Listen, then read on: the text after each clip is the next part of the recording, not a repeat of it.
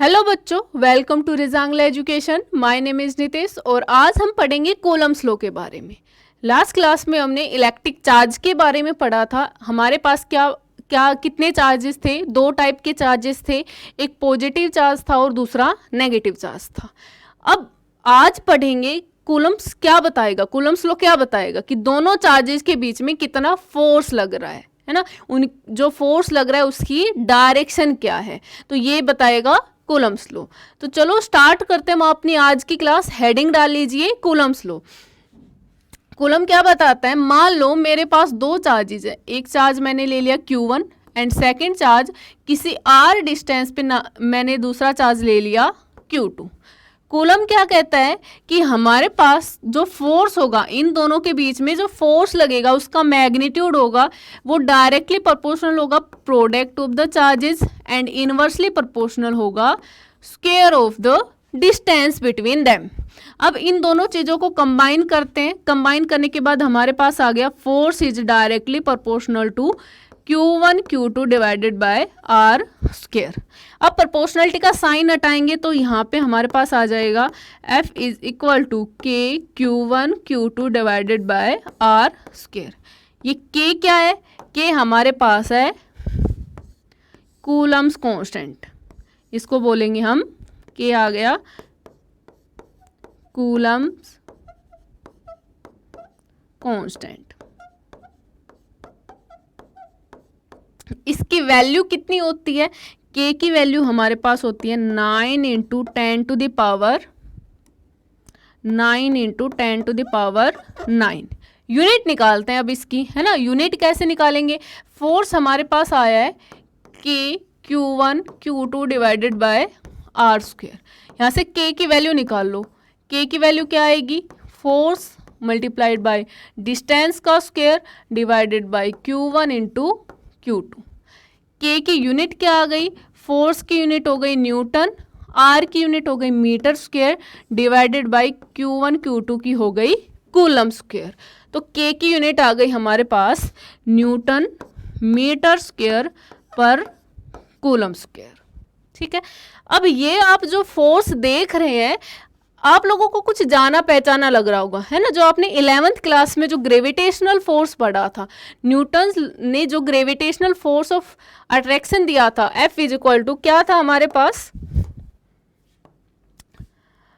11th class में हम आप लोगों ने पढ़ा था, क्या पढ़ा था? अगर हमारे पास ये दो मास है, एक मास m1 है, दूसरा मास है मेरे पास m2। इन दोनों के बीच में मान लो इन दोनों के बीच की डिस्टेंस है वो r है। इन दोनों के बीच में फोर्स कितना लगता है? G m1 m2 divided by R square. यहाँ पे G क्या होता था? Gravitational constant.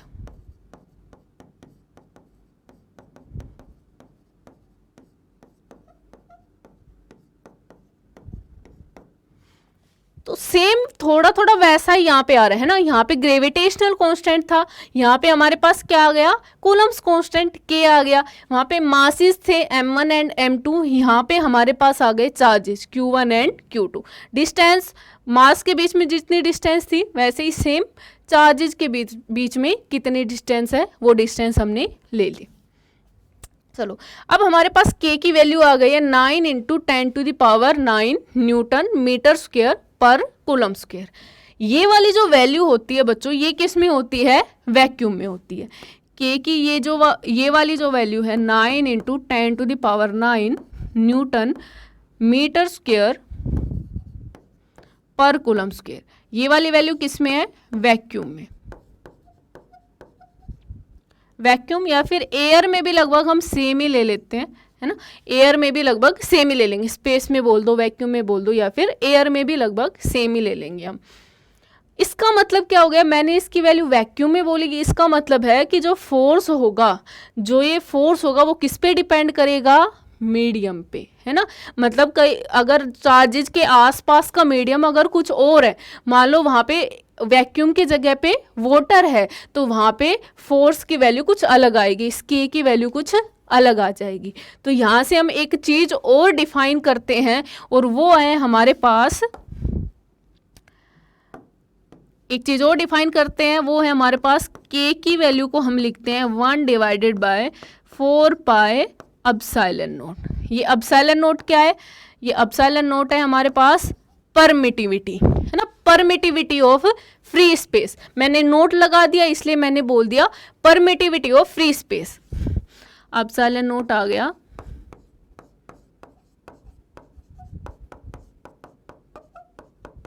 Permittivity of free space. ये परमिटिविटी क्या होगी? ये बच्चों हर मीडियम के लिए अलग होगी। मतलब अगर मान लो ये बताएगा कि ये कितनी फील्ड लाइंस को पास परमिट करने की कितनी फील्ड लाइंस है वो पास हो रही है ना। ये क्या बताएगा कि मान लो हमने एयर ले ली तो वहाँ से कितनी फील्ड लाइंस पास हो रही है, मैंने वाटर ले लिया वहाँ से कम फील्ड लाइंस पास होंगी, तो ये उसको बताता है परमिटिविटी ऑफ किसी भी मीडियम की। अगर मैंने यहाँ पे एप्सिलॉन लिख दिया वो परमिटिविटी ऑफ किसी मीडियम की हो जाएगी। तो मैं यहाँ से एक चीज़ और लिख सकती हूँ कि अगर मान लो मेरे पास मैंने लिख दिया फोर्स को F is equal to 1 divided by 4 pi epsilon naught. ये किस में आ गया? Q1 Q2 divided by R square. ये आ गया फोर्स इन वैक्यूम। अगर हमें फोर्स निकालना है मीडियम में, फोर्स निकालना है मीडियम में, तो उसको क्या लिख सकते हैं?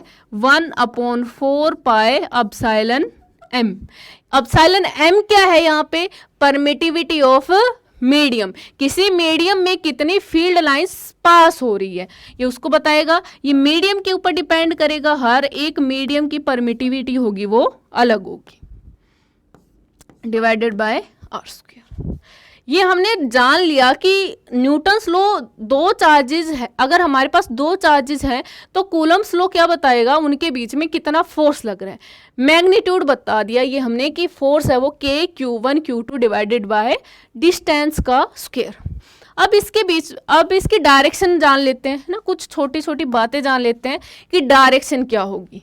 मान लो मेरे पास दो चार्जेस हैं, ये मैंने एक चार्ज ले लिया,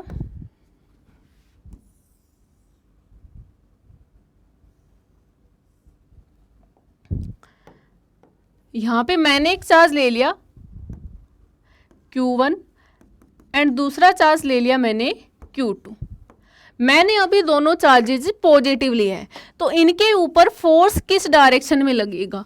जो Q1 है वो Q2 के ऊपर फोर्स लगाएगा, ये Q1 हो गया और ये Q2 हो गया। इनके ऊपर फोर्स लगेगा Q1, अगर दोनों पॉजिटिव है तो Q1 Q2 को क्या करेगा? रिपेल करेगा, और Q2 Q1 को भी रिपेल करेगा। इस फोर्स को मैं नाम दे देती हूँ force on charge 2 due to charge 1, और इस फोर्स को हमने नाम दे दिया force on charge 1 due to charge 2। और फोर्स हमें पता है कैसी क्वांटिटी होती है? वेक्टर क्वांटिटी होती है, तभी इसकी डायरेक्शन निकाल रहे हैं हम, है ना। अब एक बात याद रखना बच्चों, जो फोर्स होगा, फोर्स की जो डायरेक्शन होगी वो along the line joining of the two charges होगी।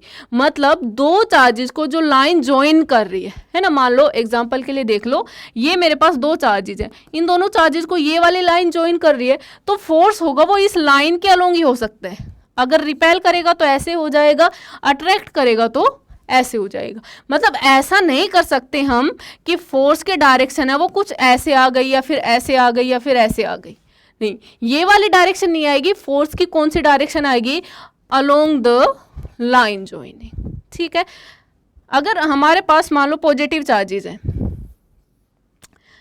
अब इसमें देखते हैं, ये हमारे पास आ गया पॉजिटिव चार्ज, पॉजिटिव चार्ज के लिए हो गया। सेम हमारे पास हो जाएगा नेगेटिव चार्ज के लिए।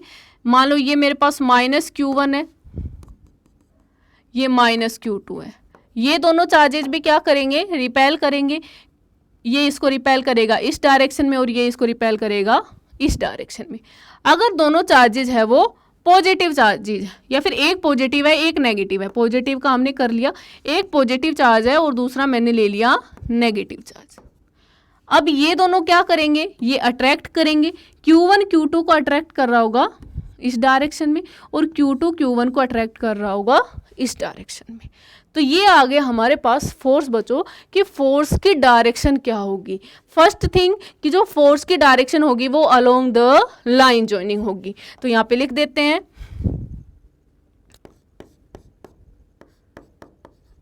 Force must be line joining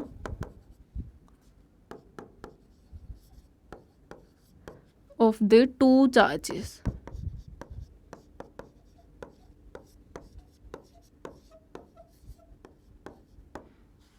ये तो इसकी डायरेक्शन निकाल ली हमने। सेकंड करते हैं, अब सेकंड पॉइंट आता है हमारे पास, जो ये फोर्स होगा ये न्यूटन्स लॉ ऑफ मोशन को फॉलो करेगा। फोर्स है ये न्यूटन्स लॉ ऑफ मोशन को फॉलो करेगा। न्यूटन थर्ड लॉ क्या कहता है हमें कि एवरी जो हमारे अगर हम किसी कोई रिएक्शन कर रहे हैं तो उसकी अपोजिट जो अगर हम कोई एक्शन कर रहे हैं तो उसकी क्या होगी अपोजिट रिएक्शन होगी। Every action has an equal and opposite reaction. तो ये सेम ही हो रहा है हमारे पास। यहाँ पे क्या होगा जितना फोर्स Q1 Q2 के ऊपर लगा रहा है उतना ही फोर्स Q2 Q1 के ऊपर लगाएगा, लेकिन इन द अपोजिट डायरेक्शन। तो थर्ड पॉइंट, नेक्स्ट पॉइंट क्या हो गया, फॉलोज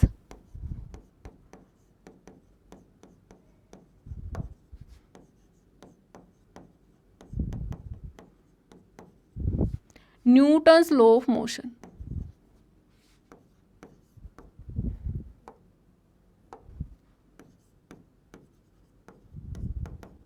और न्यूटन्स लॉ ऑफ मोशन क्या कहता है, every action has an equal and opposite reaction. तो यहाँ से हम क्या कह सकते हैं, force on charge 1 due to charge 2 किसके इक्वल होगा, negative of force on charge 2 due to charge 1। इक्वल होंगे बट इन अपोजिट डायरेक्शन, है ना।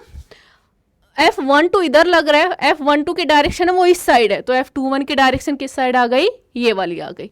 तो नेक्स्ट पॉइंट ये हो गया, ये न्यूटन्स लॉ ऑफ मोशन को फॉलो करेगा। नेक्स्ट लेके चलते हैं। नेक्स्ट आ गया हमारे पास, ये एक कंजर्वेटिव फोर्स है ना। ये कैसा फोर्स है, एक conservative force. It is a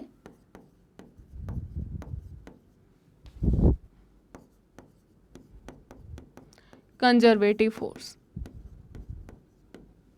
ठीक है, कंजर्वेटिव फोर्स है। इससे आप ये भी देख सकते हो कि आगे हमें चल के इसके लिए पोटेंशियल एनर्जी भी डिफाइन करनी होगी, है ना।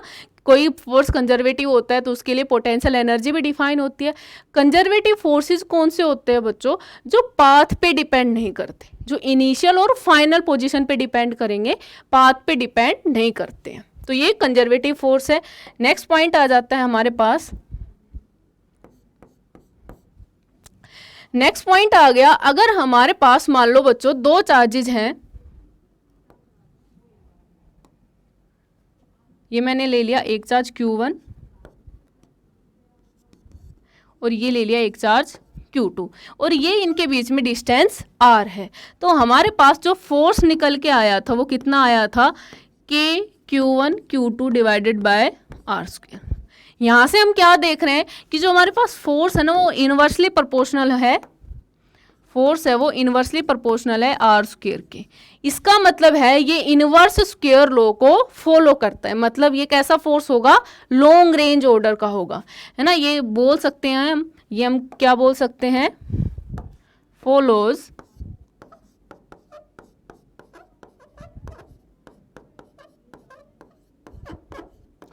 Inverse square law. Inverse square law को फॉलो करेगा। तो ये हो गई इसके बारे में, फोर्स के बारे में कुछ छोटी छोटी बातें। अब आगे चलते हैं। आप एक चीज इसमें एक चीज और ऐड कर सकते हैं। क्या ऐड कर सकते हैं, वैसे तो मैं बता चुकी हूँ, बट आप लिख सकते हैं कि ये मीडियम के ऊपर डिपेंड करता है ना। एक जगह पे लिख देते हैं, वैसे तो बता दिया मैंने, it depends upon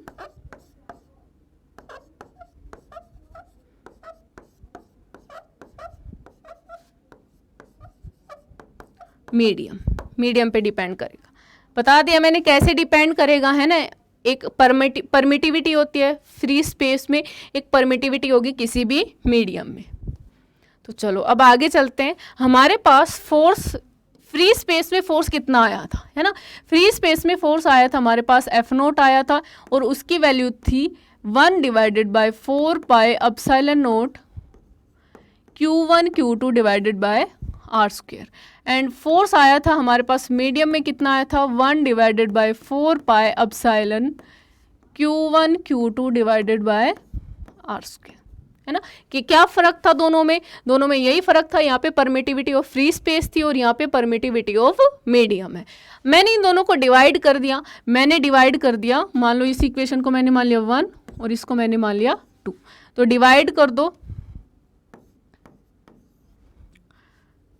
divide first by second से डिवाइड कर दो, क्या आएगा हमारे पास F0 डिवाइडेड बाय Fm किसके इक्वल आएगा, Q1 Q2 से Q1 Q2 कैंसिल आउट होगा, r² से r², 4π से 4π कैंसिल आउट होगी, क्या निकल के आएगा epsilon divided by epsilon note. और ये वाली चीज़ बच्चों किसी एक और चीज़ के इक्वल होती है, वो होती है हमारे पास एप्सिलॉन r और k। अभी एप्सिलॉन r क्या है, जो एप्सिलॉन बाय एप्सिलॉन नोट का जो रेशियो है, एप्सिलॉन मीडियम है ना, मीडियम किसी मीडियम की परमिटिविटी डिवाइडेड बाय वैक्यूम की परमिटिविटी का जो रेशियो होता है उसको बोलते हैं हम रिलेटिव परमिटिविटी, है ना। इसको हमने नाम दिया हुआ है रिलेटिव परमिटिविटी। तो यहां से हम लिख सकते हैं एप्सिलॉन r क्या है, रिलेटिव परमिटिविटी।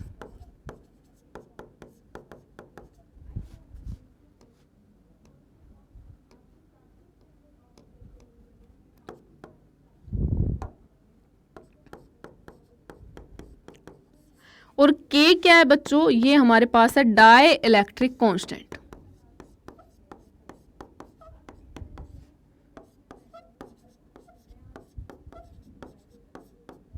डाइलेक्ट्रिक कांस्टेंट, ये हम आगे पढ़ेंगे। डाइलेक्ट्रिक्स क्या होते हैं ये हम आगे पढ़ेंगे, वहीं पे आ जाएगा हमारे पास डाइलेक्ट्रिक कांस्टेंट। तो ये हमने बातें कर ली कुछ कूलम्स लॉ के बारे में। एप्सिलॉन r भी हमने पढ़ लिया है, रिलेटिव परमिटिविटी होता है, इस पे डायरेक्ट न्यूमेरिकल्स भी पूछे जाते हैं, F0 डिवाइडेड बाय Fm क्या होगा, रेशियो क्या होता है ना, कुछ भी पूछ सकता है हमसे, तो ये हम कर चुके हैं। नेक्स्ट हमारे पास आता है सुपरपोजिशन प्रिंसिपल, है ना। नेक्स्ट आएगा हमारे पास सुपरपोजिशन प्रिंसिपल।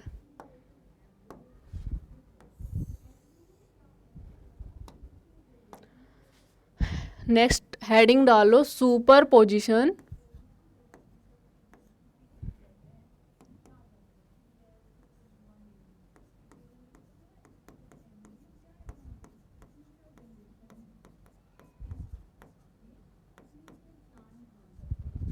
प्रिंसिपल।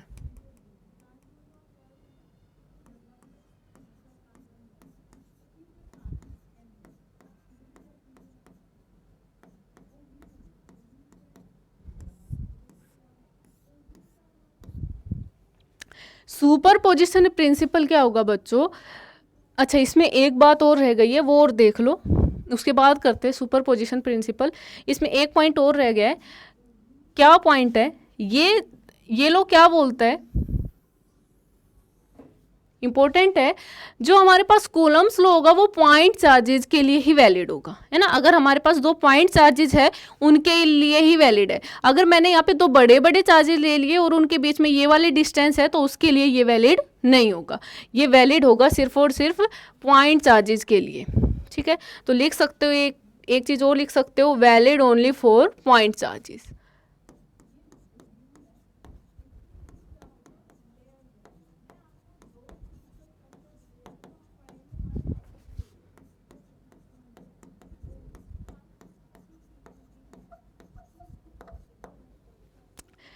एक चीज़ के लिए और वैलिड होता है, अगर हमारे पास स्फेरिकली सिमेट्रिक चार्ज है और वो बहुत ज़्यादा दूर डिस्टेंस पे रखे हुए हैं, पास रखे हुए हैं तो उस पर वैलिड नहीं होगा, अगर वो बहुत ज़्यादा दूर रखे हुए हैं तो उसके वो लिए वैलिड हो जाएगा। क्योंकि हम अगर देखेंगे कि दो चार्जेस बहुत ज़्यादा दूर है, उनके बीच की डिस्टेंस बहुत ज़्यादा है, तो हमें क्या लगेगा कि वो हम दूर से देखने पे हमें वो पॉइंट चार्जेस ही दिखते हैं।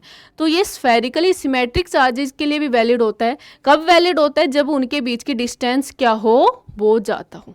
ठीक है, तो लिख सकते हो and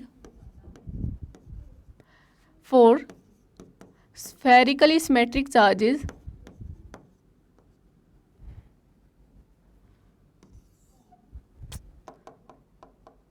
spherically symmetric charges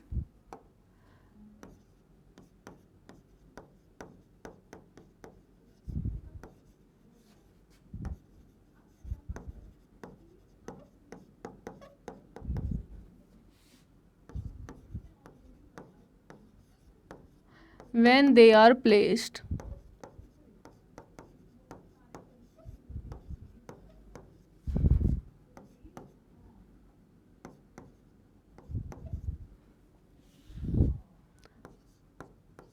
far away from each other।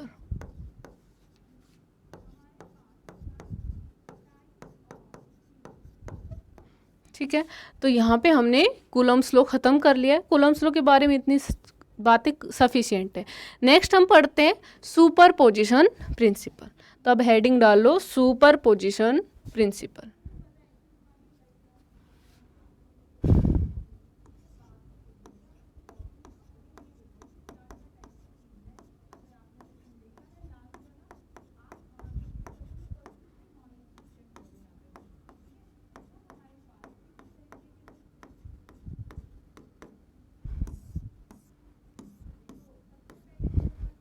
देखो सुपरपोजिशन प्रिंसिपल क्या कहता है बच्चों, ये कहता है, अभी तक ये देखो हमने क्या क्या पढ़ा है। मान लो हमारे पास एक चार्ज है Q1 एंड दूसरा चार्ज है Q2 और उनके बीच में डिस्टेंस R है, तो यहाँ पे हमारे पास फोर्स हो जाता था कि Q1 Q2 divided bye R²। ये केस था दो चार्जेज का, है ना, ये केस था हमारे पास दो चार्जेज का। ये केस था दो चार्जेस का। अगर हमारे पास तीन चार्जेज आ जाएंगे तो क्या होगा? मान लो मेरे पास तीन चार्जेज आ गए, ये मेरे पास है Q0, एक चार्ज है मेरे पास Q1 है, एक चार्ज है मेरे पास Q2 है। ठीक है, Q0 और Q1 के बीच की डिस्टेंस है वो R1 है, Q0 और Q2 के बीच की डिस्टेंस है वो मैंने ले ली R2 है। अब हम निकालते हैं force on charge naught Q0 due to 1 की वजह से कितना फोर्स आएगा, क्या आएगा, कि Q0 Q1 divided by R1², यही आएगा। अब हम निकालते हैं force on charge naught due to charge 2, क्या फोर्स आएगा, कि Q0 Q2 divided bye R2²। ठीक है, अब इनको हम डायरेक्ट ऐड नहीं कर सकते, हमें टोटल फोर्स निकालना है। Q0 के ऊपर टोटल फोर्स कितना आएगा, तो इनको डायरेक्ट ऐड नहीं किया जा सकता बच्चों। क्यों नहीं कर सकते हैं डायरेक्ट ऐड? देखो Q0 के ऊपर Q1 की वजह से जो फोर्स की डायरेक्शन होगी वो ये वाली होगी, और Q0 के ऊपर Q2 की वजह से जो फोर्स की डायरेक्शन होगी वो ये वाली होगी, है ना। अब इन दोनों को हम डायरेक्ट ऐड नहीं कर सकते क्योंकि ये एक वेक्टर क्वांटिटी है, हमें इन दोनों का क्या लेना पड़ेगा, रिजल्टेंट लेना पड़ेगा, है ना। तो हम इनको कैसे ऐड करते हैं, वेक्टरली ऐड करते हैं, है ना। अगर ये मेरे पास F01 है और ये F02 है, तो हम इसको, अगर हमारे पास F नेट आता है, F नेट, तो हम उसको क्या लिखते हैं, डायरेक्शन के साथ लिखेंगे F01 प्लस F02। इनको वेक्टरली ऐड किया जाएगा, ना कि इनको स्केलरली डायरेक्ट ऐड कर देंगे। जब हम न्यूमेरिकल करेंगे तो आपको लोगों को ये ज़्यादा समझ में आएगा कि कैसे ऐड करना है ना, कैसे नेट फोर्स निकालना है। अब एक चीज़ और देख लो, यहाँ पे हमारे पास पहले चार्ज एक ही चार्ज था और हमारे पास फोर्स आ रहा था K Q1 Q2 bye R²। अब दूसरा हमारे पास देखो, अगर हमारे पास क्यू नोट और क्यू वन चार्जेज है तो फोर्स आ रहा है के Q naught Q one divided by R one का स्क्वायर, ठीक है। अब हमारे पास दूसरा चार्ज और आ गया, यहाँ पे क्या आ गया, टू चार्ज आ गया, उसकी वजह से फोर्स आ गया K Q naught Q two divided by R two का स्क्वायर। अब यहाँ पे एक चीज और है, क्या है कि Q2 के आ जाने से Q1 के ऊपर कोई भी फर्क नहीं पड़ा है। फिर से रिपीट कर रही हूँ, Q2 के आ जाने से Q1 और Q0 के बीच में जितना फोर्स था उसके ऊपर कोई भी फर्क नहीं पड़ेगा, ठीक है। उसके ऊपर कोई भी नहीं फर्क पड़ेगा, मतलब अगर कोई एक नया चार्ज अगर एक नया चार्ज आ जाता है तो पहले से जो चार्जेस के बीच में जो फोर्स लग रहे हैं वो उतने ही लगेंगे, है ना, उनके ऊपर कोई भी इफेक्ट नहीं पड़ेगा, वो उतने ही लगेंगे। बस ये एक नया चार्ज आया है, ये और ऐड हो जाएगा वहां पे, ठीक है। तो यहां से हम सुपरपोजिशन प्रिंसिपल को क्या लिख सकते हैं, अब लिखते हैं सुपरपोजिशन प्रिंसिपल। मान लो मेरे पास n नंबर ऑफ चार्जेस है, ये मैंने एक चार्ज ले लिया Q नोट और यहाँ पे है मेरे पास n नंबर ऑफ चार्जेस।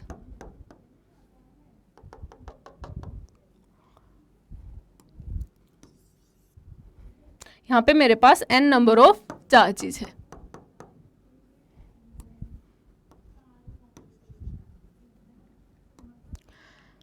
ये मैंने ले लिया Q1, Q2, Q3, Q4 and ऐसे ही मेरे पास है Qn। मान लो Q0 और Q1 के बीच की जो डिस्टेंस है वो मैंने ले ली, Q0 और Q1 के बीच की डिस्टेंस मैंने ले ली R1, ये R1 ले ली। Q0 और Q3 के बीच की डिस्टेंस R3 ले ली। ऐसे ही Q0 और Q2 के बीच की डिस्टेंस मैंने ले ली R2 ले ली, ये ले ली मैंने R2। ऐसे Q0 और Qn के बीच की डिस्टेंस मैंने ले ली Rn, ये हो गई Rn। तो सभी इसके ऊपर फोर्स लगा रहे होंगे। जैसे अगर एग्जांपल के लिए लें तो देखो ये Q1 है, Q1 चार्ज इसके ऊपर फोर्स लगा रहा हो, ये Q1 है, Q1 इसके ऊपर फोर्स इधर लगा रहा होगा। ये Q2 है, Q2 इसके ऊपर फोर्स इधर लगा रहा होगा। Q1 इसके ऊपर फोर्स इस साइड लगा रहा होगा, है ना। तो इन सब का क्या लेंगे हम, वेक्टर सम लेंगे, इन सब का वेक्टर सम लिया जाएगा। तो यहाँ पे हम क्या लिख सकते हैं कि जो हमारे पास एफ नेट आएगा, एफ नेट निकल के आएगा वो किसके इक्वल आएगा, एफ नेट निकल के आएगा वो आएगा force on charge naught due to 1 plus force on charge due to 2 plus up to force on charge due to n। n number of charges की वजह से किसी एक चार्ज के ऊपर कितना फोर्स लग रहा है उनका वेक्टर सम, है ना, डायरेक्ट ऐड नहीं करना है, उनका वेक्टर सम लेना है। तो यहाँ से हम लिख सकते हैं सुपरपोजिशन प्रिंसिपल, क्या लिख देंगे, मैंने यहाँ पे लिखा superposition principle.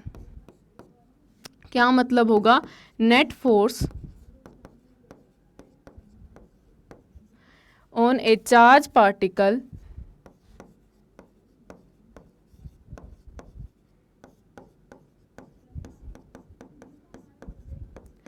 is the vector sum of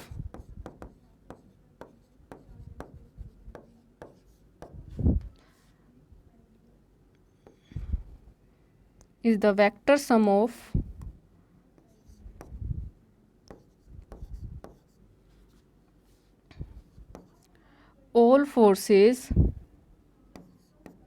forces लिख ले सकते हो या फिर ऑल इलेक्ट्रोस्टैटिक फोर्स, क्योंकि यहाँ पे इलेक्ट्रोस्टैटिक फोर्स ही लग रहा है। Is the vector sum of electrostatic force due to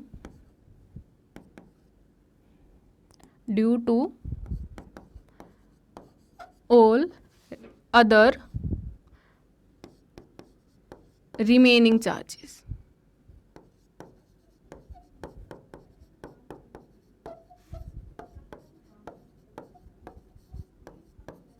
remaining charges की वजह से कितना फोर्स लग रहा है उसका वेक्टर सम करना है, ठीक है।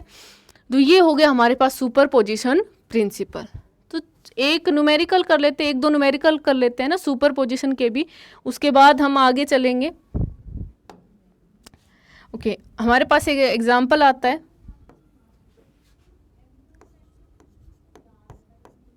Find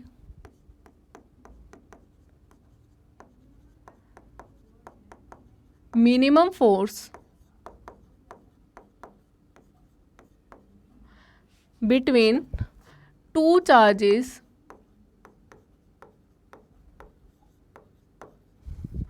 placed at a distance of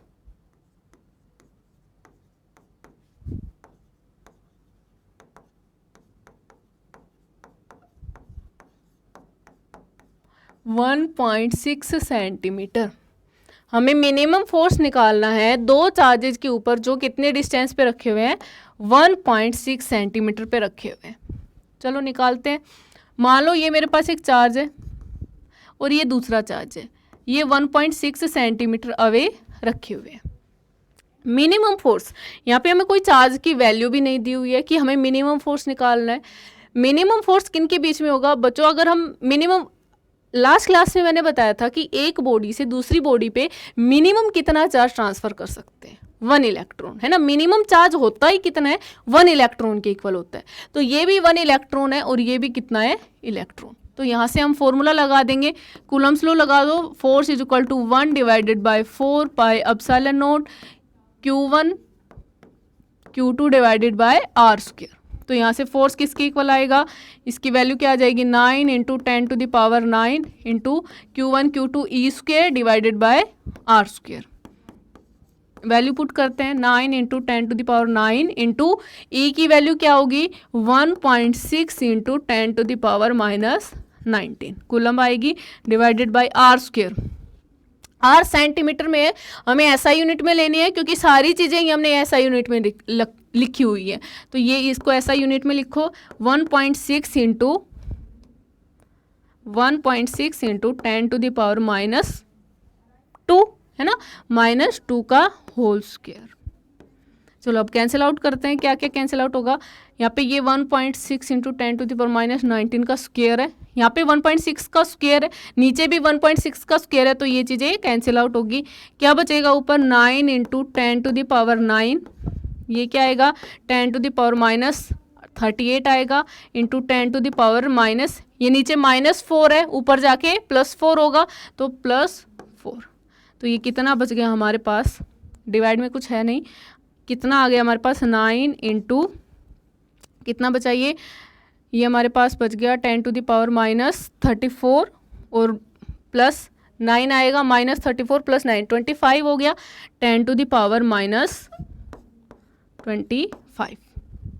ठीक है, यही आएगा। हाँ ठीक है, ठीक है, ये हमारे पास आ गया फोर्स इतना न्यूटन।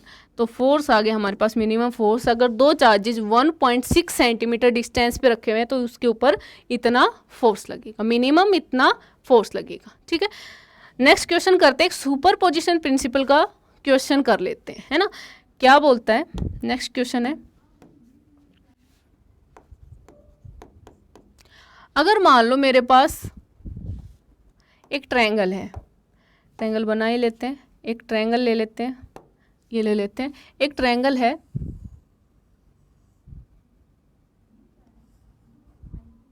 ठीक है, इसके सभी कॉर्नर्स पे चार्ज रखे हुए हैं Q1, या फिर Q ही चार्ज ले लेते हैं, सभी कॉर्नर्स पे Q चार्ज रखे हुए हैं। ये एक इक्विलेटरल ट्रायंगल है, मतलब सारे के सारे एंगल कैसे हैं, 60 डिग्री के। यहाँ पे मैंने ले लिया, सारे चार्जेस पॉजिटिव लेते हैं, ठीक है। यहाँ पे मैंने डिस्टेंस ले ली कि सभी की डिस्टेंस है वो कितनी है, ए है। इक्विलेटरल ट्रायंगल है, सारी साइड्स इक्वल होंगी। हमें बताना है किसी भी एक चार्ज के ऊपर फोर्स निकाल लेते हैं। मान लो हमें निकालना है कि फोर्स बताओ इस चार्ज के ऊपर फोर्स कितना लगेगा, ठीक है। नाम दे देते हैं, इसको 1 दे देते हैं, इसको 2 और इसको 3। तो हमें बताना है फोर्स ऑन चार्ज 3 कितना होगा। यहाँ पे लगेगा, हमारे पास दो चार्जेज आ गए तो यहाँ पे क्या लगेगा, सुपर पोजिशन प्रिंसिपल। तो चलो सोल्व करते हैं। देखो ये वाला चार्ज इसके ऊपर फोर्स लगाएगा और इसको क्या करेगा, रिपेल करेगा इस डायरेक्शन में, है ना, ये इसको इस डायरेक्शन में रिपेल करेगा। कितने फोर्स से रिपेल करेगा, K Q1 Q2 divided by are square. जल्दी जल्दी सोल्व करते हैं, है ना। ये फोर्स कितना लगेगा, force on charge 3 due to charge 1, तो इसको मैं 1 नाम दे देती हूँ कि 1 चार्ज की वजह से कितना फोर्स लग रहा है, क्या आएगा, K Q1 Q2 की वैल्यू, दोनों की वैल्यू Q ही है, तो यहाँ पे मैंने लिख दिया Q square divided by distance कितनी है, A स्क्वायर। ठीक है, ये सेकंड चार्ज थर्ड के ऊपर फोर्स लगाएगा इस डायरेक्शन में, ये वाला फोर्स कितना आएगा, अभी भी डिस्टेंस ए ही है और दोनों चार्ज क्यू है, तो यहाँ पे भी फोर्स कितना आ जाएगा, फोर्स ड्यू टू टू कितना आ गया, K q square divided bye a square ना, आर नहीं है ए, के q square divided bye a square. दोनों फोर्सेज इक्वल आए हैं तो मैंने इनको नाम दे दिया कि मान लो मैंने इसको भी एफ नाम दे दिया और इसको भी मैंने एफ नाम दे दिया। अब दोनों वेक्टर्स हैं और वेक्टर्स को सोल्व करना हमें आता है, अगर किसी बच्चे को नहीं आता है तो वो समझ सकता है कैसे सोल्व करते हैं, कि मान लो मेरे पास ये एक वेक्टर है, ए वेक्टर है, ये मेरे पास वेक्टर है बी वेक्टर है, ये बी वेक्टर हो गया, इन दोनों के बीच में एंगल थीटा है और इनका रिजल्टेंट आएगा कुछ आर, ठीक है, तो हम आर को क्या लिख सकते हैं, आर आएगा हमारे पास, वो आएगा ए का मैग्नीट्यूड का स्क्वायर प्लस बी के मैग्नीट्यूड का square plus 2ab cos of angle between A and B, मतलब कोस ऑफ थीटा, इसका अंडर रूट, ये आता है हमारे पास। अगर हमारे पास एक दो वेक्टर्स दिए हुए है ना, दो वेक्टर्स दिए हुए तो उनके बीच में कितना फोर्स लगता है, सॉरी उनका रिजल्टेंट कितना आता है, तो वो आता है a square plus b square plus 2ab cos theta. Same ऐसे ही है, एक फोर्स ये हो गया, एक फोर्स ये हो गया, दोनों फोर्सेस सेम है और उन दोनों के बीच का एंगल भी हमें पता है, कितना एंगल है ना, ये 60 है तो ये भी क्या होगा, रुको एक मिनट, ये 60 है तो ये भी क्या होगा 60 डिग्री होगा, है ना, ये भी 60 होगा। चलो सोल्व कर लो अब।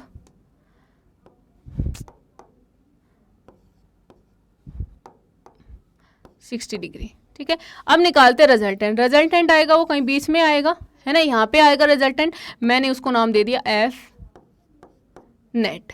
एफ नेट कितना निकल के आएगा, एफ नेट की वैल्यू आएगी अंडर रूट ऑफ f1 का स्क्वायर प्लस f2 का square plus 2f1 f2 cos of theta.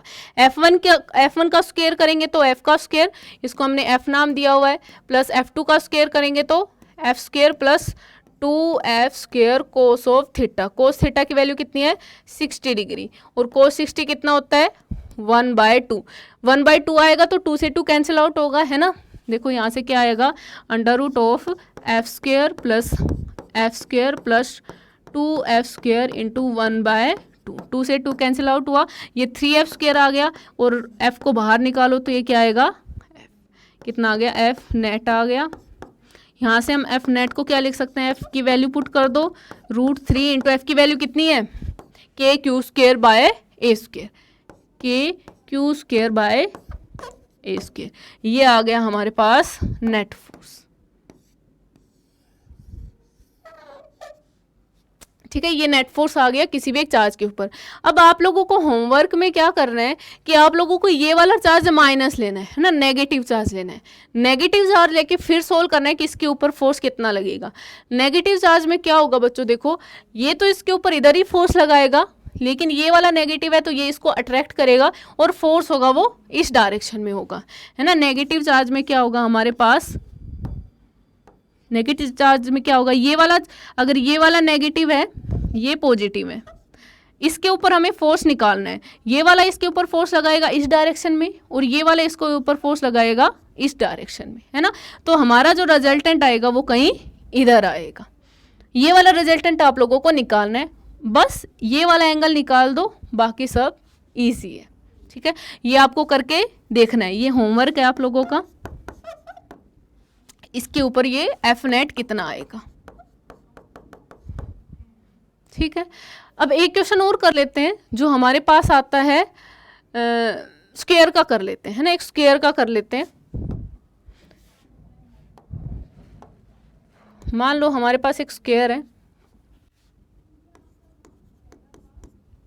हमारे पास एक स्क्वायर है, ये ले लिया मैंने एक स्क्वायर।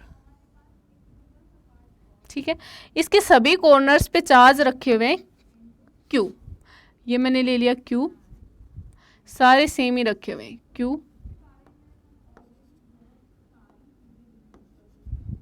सारी साइड्स इक्वल है, स्क्वायर है तो सारी साइड्स इक्वल है और सारे एंगल क्या है 90 डिग्री होंगे, है ना। यहाँ पे हमें निकालना है, चलो इसी के नाम दे देते हैं, ये 1 हो गया, ये 2 हो गया, ये 3 हो गया और ये 4 हो गया। हमें निकालना है force on charge 3, force on charge 3, third charge के ऊपर कितना फोर्स लगेगा वो हमें निकालना है। चलो स्टार्ट करते हैं। पहले तो डायरेक्शन देखते हैं, है ना। मतलब अभी तक मैं क्या कर रही हूँ आप लोगों ने देख लिया होगा, मैं यहाँ पे कोई वेक्टर वाला फॉर्मूला नहीं लगा रही हूँ। हमें सिंपल क्या करना है, हमें मैग्नीट्यूड निकालना है फोर्स का, है ना। डायरेक्शन हम खुद से निकाल रहे हैं, अपने दिमाग से निकालो डायरेक्शन और सिर्फ मैग्नीट्यूड निकाल लो आप लोग, है ना। मैग्नीट्यूड हम निकाल रहे हैं और डायरेक्शन हम खुद से देख रहे हैं, है ना। डायरेक्शन जैसे ये वाली डायरेक्शन होगी, एक फॉर्मूला वेक्टर फॉर्मूला भी होता है लेकिन उससे लेंथ ही हो जाएगा क्वेश्चन, है ना। यहाँ से देखो, यहाँ से फर्स्ट वाला सेकंड वाला चार्ज देखते हैं, सेकंड वाला थर्ड के ऊपर फोर्स लगाएगा, इस डायरेक्शन में लगाएगा, है ना, इस डायरेक्शन में लगाएगा। इस फोर्स को नाम दे दिया force on charge 3 due to 2, तो मैंने इसको F2 नाम दे दिया। कितना फोर्स लगाएगा कि दोनों चार्जेज Q हैं और डिस्टेंस कितनी है a², ठीक है। अब फोर्थ वाला चार्ज भी इसके ऊपर फोर्स लगाएगा, किस डायरेक्शन में लगाएगा, इधर लगाएगा। कितना फोर्स लगाएगा, F ड्यू टू 4 बोल देते हैं, कितना लगाएगा KQ² divided by a², Q²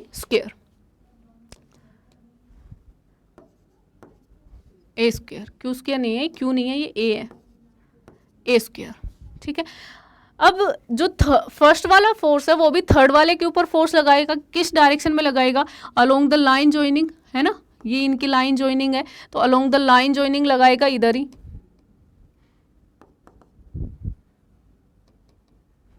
along the line joining.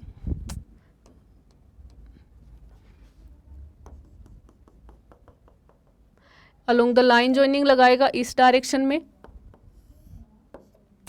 ये फोर्स ड्यू टू 1 हो गया। और फोर्स ड्यू टू 1 कितना आएगा, K चार्जेज अभी भी Q ही है, Q² डिवाइडेड बाय डिस्टेंस का स्क्वायर। अब डिस्टेंस A नहीं रही, ये A है, ये A है, पाइथागोरस थ्योरम से ये वाली डिस्टेंस निकाल सकते हैं, a² प्लस a² का रूट कितना आ जाएगा, √2a, ये वाली √2a हो गई, तो ये क्या आएगा, √2a का स्क्वायर। तो कितना आ गया ये, KQ² डिवाइडेड बाय 2a², ठीक है। अब सभी में देखो, सभी फोर्सेज है उसमें KQ² बाई a² सभी में है, तो यहाँ पे मैं एक चीज़ मान लेती हूँ, मैंने मान लिया KQ² डिवाइडेड बाई a² को मैं F लिख रही हूँ, ठीक है। बाद में इसकी वैल्यू पुट कर देंगे क्योंकि इसको बार बार लिखना पड़ेगा, इसको मैंने F ही मान लिया। तो ये वाला फोर्स कितना हो गया, F2 कितना आ गया, F2 आ गया, F आ गया, F4 कितना आ गया, ये भी F आ गया, और F1 कितना आ गया हमारे पास, F/2, ये F/2 आ गया। अब इन दोनों पहले निकाल लेते, देखो इन दोनों का रिजल्टेंट होगा, दोनों F ही हैं और इन दोनों का रिजल्टेंट बिल्कुल बीच में से ही आएगा क्योंकि दोनों फोर्स इक्वल है, तो दोनों देखो इधर भी सेम ही फोर्स लग रहा है, इधर भी सेम ही फोर्स लग रहा है, तो दोनों का रिजल्टेंट बिल्कुल बीच में से जाता है और बीच में, और ये वाली लाइन भी बिल्कुल बीच में से ही है, तो इन दोनों का रिजल्टेंट निकालेंगे वो यहाँ से जाएगा और ये वाला फोर्स भी इधर से ही है, तो इनको डायरेक्ट ऐड कर सकते हैं क्योंकि दोनों ही सेम लाइन पे होंगे, इनको वेक्टर सम करने की फिर हमें ज़रूरत नहीं पड़ेगी। तो पहले इसका और इसका रिजल्टेंट निकाल लेते हैं, F2 एंड F4 का रिजल्टेंट, है ना। तो यहाँ पे निकालते हैं,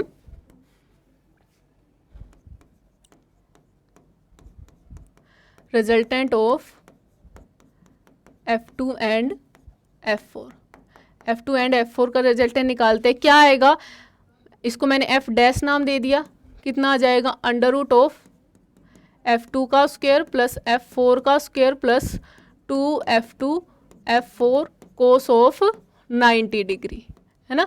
90 डिग्री इन दोनों के बीच में एंगल, ये वाला एंगल कितना है, 90 डिग्री है, तो ये वाली टर्म तो क्या होगी, 0 होगी, तो F' कितना आ गया,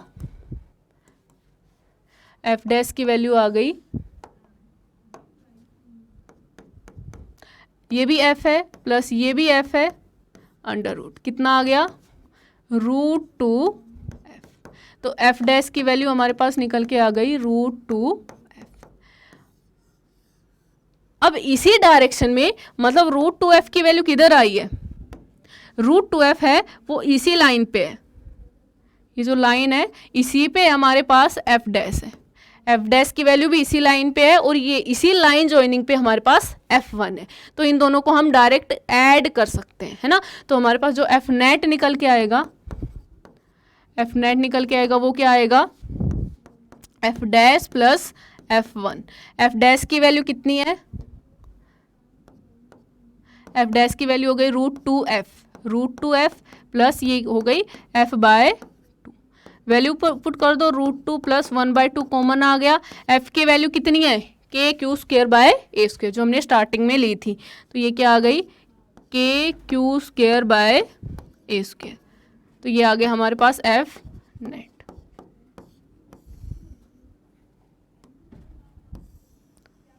तो चार्ज के ऊपर हमारे पास नेट फोर्स निकल के आ गया है, कितना आया है, √2 प्लस 1/2 इंटू KQ²/A²। ठीक है बच्चों, अब आप लोगों को एक क्वेश्चन और करना है। जैसे मैंने ट्रायंगल पे दिया था, ऐसा ही एक स्क्वायर पे ले लो, है ना। एक स्क्वायर पे ले सकते हो कि मान लो हमारे पास ये एक स्क्वायर है, ये एक स्क्वायर है, इसके सभी चार्ज मान लो ये मैंने रख दिया, इसके सभी कॉर्नर्स पे चार्ज रखा हुआ है। ये Q हो गया, ये भी Q हो गया, ये Q हो गया, और ये एक को माइनस Q ले लेते हैं, है ना। एक को माइनस Q ले लेते हैं। आपको इस वाले चार्ज के ऊपर फोर्स कितना लगेगा वो बताना है। ठीक है, सेम वैसा ही है जैसा पहले किया था, है ना। जैसे ये वाला क्या करेगा, रिपेल करेगा, ये वाला भी रिपेल करेगा, और ये वाला क्या करेगा, अट्रैक्ट करेगा। बस आपको एंगल निकालना है और रिजल्टेंट वाला फॉर्मूला लगाना है। ठीक है, आप करके कमेंट सेक्शन में बताना। चलो, अब एक टाइप और रह गई है इसमें क्वेश्चन की, क्या रह गई है कि कुछ हमारे पास सिमेट्रिक बॉडीज आती हैं, उनका जो देखो करके बताते हैं, है ना। कुछ हमारे पास सिमेट्रिक बॉडीज होती हैं। मान लो एक हमारे पास हो गया स्क्वायर हो गया, एक मैंने ले लिया ट्रायंगल, ले लेते हैं, एक मैंने ले लिया ट्रायंगल, ले लिया, एक पेंटागन ले लो, एक पेंटागन ले लिया मैंने,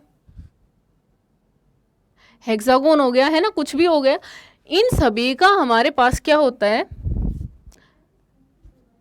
एक सर्कल ले लो, रुको, ये सर्कल हो गया, है ना। बाकी मैं बना देती हूँ। एक मान लो हमारे पास हो गया हेक्सागोन हो गया, इन सभी की साइड्स है ना वो इक्वल है, सारी साइड्स इक्वल होनी चाहिए, है ना, सारी साइड्स है वो इक्वल होनी चाहिए। एक पेंटागन हो गया हमारे पास, मान लो इन सभी की सारी साइड्स है वो इक्वल है।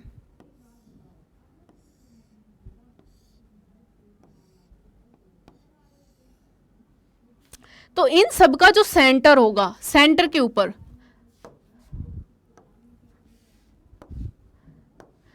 ये हमारे पास कुछ सिमेट्रिक फिगर्स हैं और इन सभी के कॉर्नर्स के ऊपर चार्जेस रखे हुए हैं।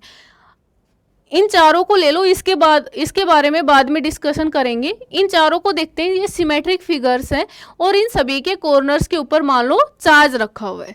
तो यहाँ पे क्या होता है बच्चों, अगर सभी के सारे के सारे चार्जेस इक्वल है, या तो पॉजिटिव है या फिर नेगेटिव ही है और इक्वल है, उनके ऊपर चार्ज का जो टाइप है वो भी सेम है और वैल्यू भी सेम है, इक्वल चार्ज रखे हुए हैं।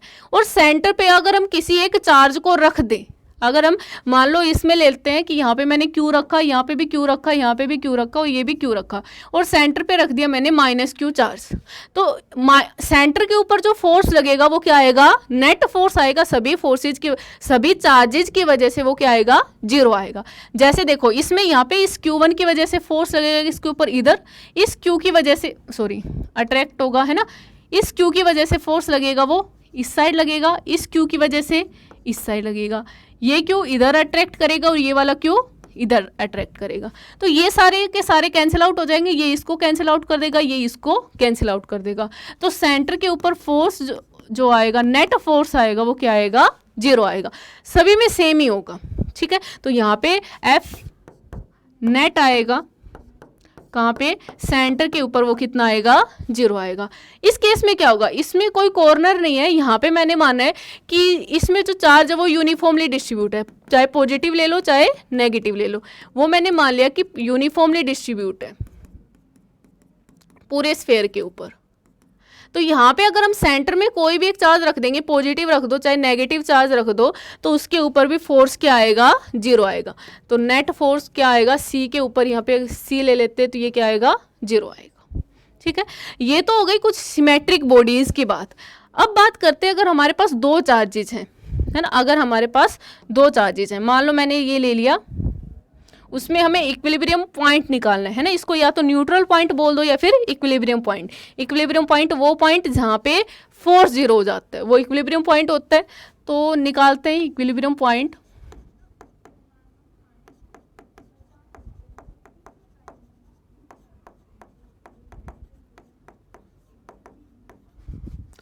फॉर टू चार्जेस, दो चार्जेस की वजह से इक्विलिब्रियम पॉइंट कहाँ आएगा, इसको न्यूट्रल पॉइंट भी बोल देते हैं। इसमें कुछ केसेस है, फर्स्ट केस डिस्कस करते हैं। चलो, फर्स्ट केस आता है हमारे पास, अगर मेरे पास एक पॉजिटिव चार्ज है और दूसरा मेरे पास दूसरा भी पॉजिटिव चार्ज है और दोनों ही सेम अमाउंट के हैं, ये भी क्यू है और ये भी क्यू ही है, तो यहाँ पे न्यूट्रल पॉइंट क्या होगा, ये तो बिल्कुल सिंपल सा है ना। यहाँ पे न्यूट्रल पॉइंट कहाँ होगा, बिल्कुल सेंटर में होगा। इसके ऊपर मुझे नहीं लगता मुझे कुछ बताने की ज़रूरत है, क्योंकि ये वाला चार्ज इसको क्या करेगा, रिपेल करेगा इस डायरेक्शन में, है ना। अगर सेंटर पे हम न्यूट्रल पॉइंट निकालें तो हमें क्या करना पड़ेगा, यहाँ पे एक चार्ज रख देते हैं कैपिटल क्यू, है ना। इस चार्ज की वजह से इसके ऊपर फोर्स आएगा, इधर आएगा, और इस चार्ज की वजह से इसके ऊपर फोर्स आएगा, वो इधर आएगा। तो यहाँ पे न्यूट्रल पॉइंट कहाँ गया, बिल्कुल बीच में, क्योंकि ये चार्ज इसके ऊपर जितना फोर्स लगाएगा उतना ही चार्ज ये वाला चार्ज इसके ऊपर लगाएगा। ये वाला अगर इन दोनों के बीच की डिस्टेंस आर है तो बिल्कुल बीच में होगा न्यूट्रल पॉइंट। ये मैंने r/2 लेना होगा और ये भी r/2। ये वाला चार्ज इसके ऊपर फोर्स कितना लगाएगा, के Q into Q divided by r/2 का स्क्वायर, और ये वाला चार्ज इस क्यू के ऊपर कितना फोर्स लगाएगा, के into Q into capital Q divided by r/2 का होल स्क्वायर। ये दोनों इक्वल होंगे और अपोजिट होंगे, तो यहाँ पे क्या आ गया, न्यूट्रल पॉइंट आ गया। ये बिल्कुल सिंपल था। अब हमारे पास आता है कि दोनों पॉजिटिव है बट एक छोटा है और एक बड़ा, एक छोटा चार्ज ले लिया और एक बड़ा चार्ज ले लिया। ये मैंने ले लिया Q ले लिया, एंड एग्जाम्पल के लिए ये मैंने ले लिया 4Q, ये मैंने 4Q ले लिया। अब यहाँ पे न्यूट्रल पॉइंट कहाँ होगा, देखो हमें क्या करना पड़ेगा, हमें एक चार्ज रखना पड़ेगा, किसी भी एक पॉइंट पे रख के देख लो। मान लो मैंने चार्ज यहाँ पे रख दिया, क्या यहाँ पे न्यूट्रल पॉइंट आ सकता है, ये वाला चार्ज इस चार्ज को क्या करेगा, रिपेल करेगा, ये वाला चार्ज क्या करेगा, इसको रिपेल करेगा, ये दोनों कैंसिल आउट नहीं हो सकते, है ना। सेम ऐसे ही ये वाला इसके ऊपर इधर फोर्स लगाएगा और ये वाला इसके ऊपर सेम इधर ही फोर्स लगाएगा, तो यहाँ पे भी न्यूट्रल पॉइंट नहीं आ सकता। मतलब अगर दोनों चार्जेस पॉजिटिव हैं तो न्यूट्रल पॉइंट कहाँ आएगा, बिल्कुल नहीं, मतलब न्यूट्रल पॉइंट कहाँ आएगा, बीच में आएगा। दोनों इक्वल है तो बीच में आ जाएगा, दोनों अलग अलग चार्जेज है तो हम देखते हैं कहाँ आएगा। तो यहाँ पे देखो मैंने मान लिया कि किसी डिस्टेंस x के ऊपर मैंने एक चार्ज रख दिया कैपिटल Q। मैंने मान लिया कि यहाँ पे मैंने एक चार्ज रख दिया कैपिटल Q, यहाँ पे ये वाला जो पॉइंट है यहाँ पे मैंने मान लिया F नेट होगा इस पॉइंट के ऊपर, वो जीरो होगा, नेट फोर्स होगा वो जीरो होगा। तो चलो निकाल लेते हैं इसके ऊपर फोर्स कितना आएगा। देखो ये वाला इसके ऊपर फोर्स लगा रहा होगा इस डायरेक्शन में और ये वाला चार्ज इसके ऊपर फोर्स लगा रहा होगा इस डायरेक्शन में। वैल्यू निकाल लेते हैं, इस वाले फोर्स की वैल्यू कितनी आएगी, K Q into capital Q divided by X square is equal to, ये पूरी डिस्टेंस मैंने r मानी हुई है तो ये वाली डिस्टेंस कितनी होगी, r माइनस एक्स। ये फोर्स किसके इक्वल आएगा, k into 4Q into capital Q divided by r minus x का होल स्क्वायर। ये दोनों फोर्सेस इक्वल होंगे तभी न्यूट्रल पॉइंट आएगा। ये k q से ये कैंसिल आउट हो गया, क्या बच गया हमारे पास, 1/x² किसके इक्वल बच गया, 4 divided by r minus x का होल स्क्वायर। अब दोनों तरफ स्क्वायर रूट ले लो, स्क्वायर रूट लेंगे तो यहाँ पे क्या आएगा, 1/x आएगा, ये क्या आएगा 2/r minus x. Cross multiply करो क्या आएगा, 2x is equal to r minus X. X को उधर लेके जाओ, 3x आ गया इज इक्वल टू r, और x की वैल्यू आ गई r/3। ठीक है, मतलब x की वैल्यू कितनी आएगी, r/3। Q क्यू से, जो स्मॉल क्यू है हमारे, उससे ये जो न्यूट्रल पॉइंट होगा वो कितने डिस्टेंस दूर होगा, r/3। मतलब अगर ये मैंने चार्ज ऐसे लिया हुआ है, ये Q चार्ज है और ये 4Q चार्ज है, तो यहाँ से r/ ये टोटल डिस्टेंस r है, यहाँ से r/3 डिस्टेंस पे क्या होगा हमारे पास, न्यूट्रल पॉइंट होगा।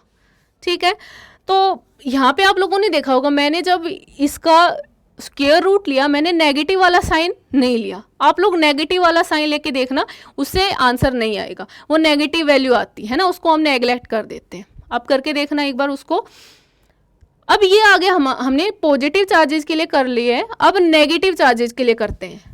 सिमिलर चार्जेस के लिए सेम होगा, ये हमने पॉजिटिव और पॉजिटिव लिया है, और नेगेटिव नेगेटिव के लिए भी सेम ही होगा। अब करते हैं पॉजिटिव और नेगेटिव चार्ज होगा तब न्यूट्रल पॉइंट कहाँ होगा। थर्ड ले लेते हैं, एक मैंने ले लिया -Q चार्ज, और किसी r डिस्टेंस पे ले लिया मैंने +Q चार्ज। यहाँ पे न्यूट्रल पॉइंट कहाँ होगा, इसमें कोई भी न्यूट्रल पॉइंट नहीं होगा।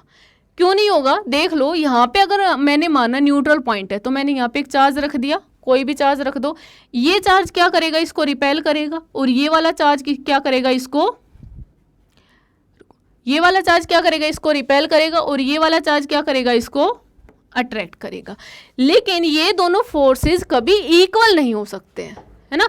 ये रिपेल करेगा, अट्रैक्ट करेगा, लेकिन ये इक्वल नहीं हो सकते। क्यों इक्वल नहीं हो सकते, क्योंकि इस चार्ज की वजह से, अगर इस चार्ज की वजह से फोर्स देखेंगे तो कितना आएगा, KQ × Q डिवाइडेड बाई, इसको x डिस्टेंस पे मान लेते हैं, x²। और इस चार्ज की वजह से फोर्स कितना आएगा, इस चार्ज की वजह से K × Q divided bye r+x²। ये दोनों फोर्सेस कभी भी इक्वल नहीं हो सकते। सेम इधर होगा और सेम ही बीच में होगा, है ना। बीच में भी नहीं आ सकता, क्योंकि Q1 की वजह से अगर बीच में लेंगे तो इधर अट्रैक्ट करेगा और ये रिपेल करेगा, तो बीच में तो बिल्कुल भी नहीं आ सकता। तो अगर मेरे पास दो चार्जेज है, इक्वल अमाउंट ऑफ चार्जेज है, एक प्लस है और एक माइनस है, तो वहाँ पे कोई भी न्यूट्रल पॉइंट नहीं होगा।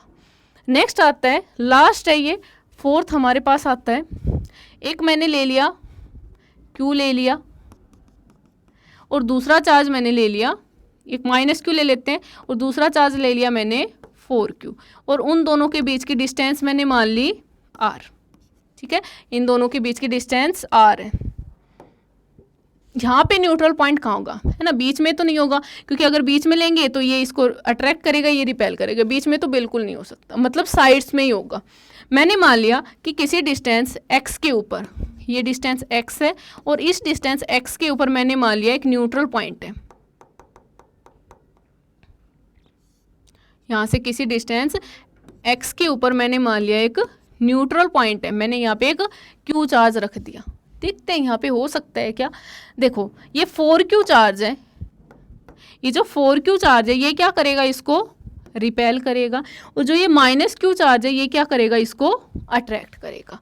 अब 4Q की वजह से जो फोर्स आएगा वो कितना आएगा, KQ × 4Q divided by distance आ गई x², और Q की वजह से जो फोर्स आएगा वो क्या आएगा, KQ × Q divided bye r+x²। ये आ गया force due to 4Q, and ये आ गया फोर्स ड्यू टू Q। अब देखो, जो फोर्स होता है बच्चों, वो हमारे पास प्रोडक्ट ऑफ द चार्जेस के डायरेक्टली प्रोपोर्शनल होता है एंड इनवर्सली प्रोपोर्शनल होता है डिस्टेंस के स्क्वायर के। मतलब जितना चार्ज बढ़ेगा उतना ही फोर्स ज़्यादा होगा, और जितनी डिस्टेंस बढ़ेगी उतना ही फोर्स कम होगा। देखो यहाँ पे KQ डिवाइड, ये तीनों चीज़ें तो सेम है, K की वैल्यू और Q की value, capital Q and small q की वैल्यू तो सेम है। यहाँ पे एक्स्ट्रा क्वांटिटी क्या आ रही है, तो ये 4 आ रहा है और इधर 1 है। तो इस अभी तक हमने देखा कि फोर्स ड्यू टू 4Q ज़्यादा है ना। अगर ऊपर की टर्म्स लेते हैं, नीचे वाले को भूल जाओ एक बार के लिए, ऊपर की टर्म्स लेते हैं तो ये वाला फोर्स ज़्यादा है क्योंकि इसमें 4 आ रहे हैं। ठीक है, अभी तक ये वाला फोर्स ज़्यादा है। नीचे ही देखते हैं, नीचे x की वैल्यू क्या है, कम है ना। नीचे क्या है, x की वैल्यू क्या है, कम है, और r+x बड़ा होगा, है ना। सीधी सी बात है, r+x बड़ा होगा, x में कुछ ना कुछ ऐड ही हो रहा है। x की वैल्यू कम है तो ये वाला फोर्स क्या होगा, हमारे पास ज़्यादा होगा, है ना। ये वाला फोर्स क्या होगा, ज़्यादा होगा। ये वाली वैल्यू क्या है, कम है, तो ये वाला फोर्स ज़्यादा होगा, और ये वाली वैल्यू क्या है, ज़्यादा है, तो ये वाला फोर्स क्या होगा, कम हो जाएगा। मतलब 4 की वजह से ये पहले से ही ज़्यादा था, अब ये डिस्टेंस की वजह से ये और ज़्यादा हो गया, है ना। पहले ये वाला फोर्स कम था और अब डिस्टेंस की वजह से ये और कम हो गया। इसका मतलब क्या होगा, force due to Q and force due to 4Q कभी भी यहाँ पे इक्वल नहीं हो पाएंगे। तो अब एक ही पॉइंट बच गया हमारे पास, कौन सा पॉइंट बच गया है, ये वाला पॉइंट, है ना। मतलब इधर किसी x डिस्टेंस पे क्या होगा, फोर्स क्या होगा, 0 होगा। तो यहाँ पे मैंने एक चार्ज रख लिया, Q रख लिया, और मैंने मान लिया यहाँ पे फोर्स होगा वो नेट फोर्स होगा, दोनों की वजह से वो क्या होगा, 0। तो अब फोर्स निकाल लेते हैं, फोर्स निकालना तो इजी है ना। तो Q की माइनस Q की वजह से फोर्स निकालो, मैग्नीट्यूड लिखना है हमें बस, है ना, साइन नहीं लिखना है, सिर्फ मैग्नीट्यूड लिखना है। F equal to K Q1 Q2 by R square में साइन नहीं लिखना है कहीं भी, सिर्फ मैग्नीट्यूड लिखना है। तो माइनस Q की वजह से फोर्स कितना आएगा, K Q into capital Q divided by x square. ये किसके इक्वल होगा, 4Q की वजह से यहाँ पे जो फोर्स आएगा K into 4Q into capital Q divided by R plus x का होल स्क्वायर। यहाँ पे आप दोनों साइड स्क्वायर रूट ले लो, और स्क्वायर रूट लेने के बाद क्या आएगा, 1/x, और इधर स्क्वायर रूट लेंगे तो आएगा 2 divided by R plus x. Cross multiply कर दो, R प्लस एक्स किसके इक्वल होगा, 2x के इक्वल होगा, और यहाँ से x R किसके इक्वल आ जाएगा, x के इक्वल। मतलब हमने क्या निकाल लिया, x की वैल्यू आ गई हमारे पास R, ठीक है, x की वैल्यू आ गई R। मतलब इस चार्ज से x R डिस्टेंस पे, इस चार्ज से R डिस्टेंस पे क्या मिलेगा, न्यूट्रल पॉइंट मिलेगा। अब ये हमारे पास लास्ट केस था, अब इसको थोड़ा सा समराइज कर लेते हैं। हमने क्या क्या देखा, अगर हमारे पास एक पॉजिटिव चार्ज है, अगर हमारे पास दोनों ही, एक पॉजिटिव चार्ज और दूसरा भी पॉजिटिव चार्ज ही है, तो यहाँ पे न्यूट्रल पॉइंट कहाँ पे होता है, बिल्कुल बीच में होता है ना। ये वाले डिस्टेंस भी R/2 और ये वाले डिस्टेंस भी R/2, दोनों ही पॉजिटिव पॉजिटिव हो या फिर नेगेटिव नेगेटिव हो, दोनों पॉजिटिव पॉजिटिव हो या दोनों नेगेटिव नेगेटिव हो। अब अगर मेरे पास एक चार्ज पॉजिटिव है, सेम ही है ना, सेम अमाउंट के, एक नेगेटिव है, तो यहाँ पे कोई भी न्यूट्रल पॉइंट नहीं आएगा। यहाँ पे F नेट क्या आएगा, 0। यहाँ पे कोई न्यूट्रल पॉइंट नहीं आएगा। अब बात करते हैं, एक दोनों ही पॉजिटिव है, ये पॉजिटिव ले लिया, लेकिन ये बड़े छोटे हैं दोनों, है ना, अमाउंट इक्वल नहीं है। तो यहाँ पे हमारे पास इस चार्ज के पास यहाँ पे F नेट 0 आया था, और अगर मैंने एक पॉजिटिव लिया और एक नेगेटिव लिया,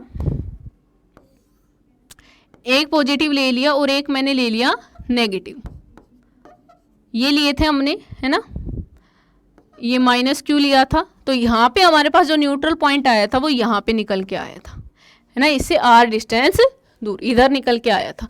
यहाँ से हम क्या देख सकते हैं, डायरेक्ट हमें क्या याद रखना है कि अगर हमारे पास कोई भी अगर हमारे पास दो चार्जेज हैं और दोनों की अमाउंट इक्वल नहीं है, तो किसके पास होगा न्यूट्रल पॉइंट, छोटे वाले चार्ज के पास, मैग्नीट्यूड वाइज छोटे वाले चार्ज के पास।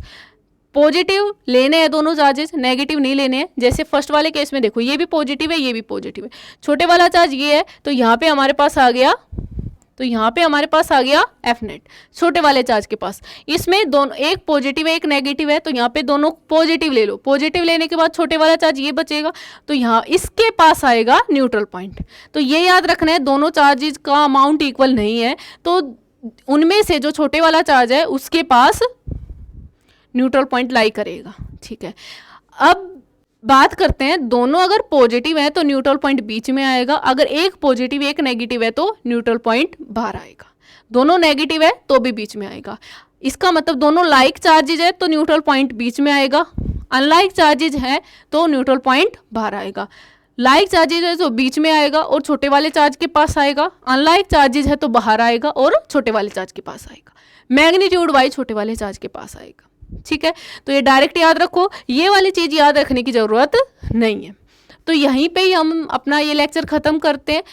नेक्स्ट क्लास में मिलते हैं हम उसमें हम पढ़ेंगे इलेक्ट्रिक फील्ड के बारे में, electric field lines, continuous charge distribution कैसे होता है, ये सब हम नेक्स्ट क्लास में पढ़ेंगे। ओके बच्चों, थैंक यू, बाय।